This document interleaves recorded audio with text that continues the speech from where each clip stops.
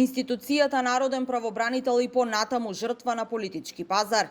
Консензус помеѓу пратеничките групи нема, а нема ниту кој да ја потпише завршната сметка и да обезбеди плати за вработените пари за кири и комуналии.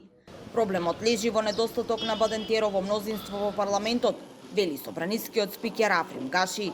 Тој ги повикува политичките партии да се договорат и да ја одблокираат работата на оваа институција. Ги повикувам сите пратенички групи во собранието да се усогласат околу изборот на народниот правобранител, зашто поскоро да го решиме ова прашање, иако на денешната координација немаше некоја посебна дискусија за тоа. Мора да се интензивираат преговорите околу оваа тема за да можеме што поскоро да дојдеме до решение, бидејќи ако од почеток ја почнеме процедурата ќе изгубиме уште толку време, што не и оди во прилог на институцијата и граѓаните. Штом се постигне договор, веднаш ќе свикам седница. Доколку не се најде политичка волја да се избере народен правобранител, Гаши смета дека треба да се најде алтернатива за други решенија. Функционирањето на механизмот за заштита на граѓанските права се наоѓа во безизлезна ситуација, откако првиот човек Насер Зибери замина во пензија во јули минатата година.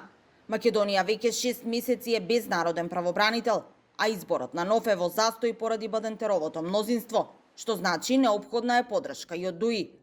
Предходно пак Зибери обвини дека собранието го прекршило законот за народен правобранител, бидејќи не распишало оглас за нов мандатар во предвидениот рок, односно најдоцна 3 месеци пред истекот на мандатот. Токму поради оваа институција е неколку месеци без омбудсман. Инаку станува збор за институција на која главна задача е заштита на човековите слободи и права, а воедна и механизам за надзор и следење на законитото работење на институциите.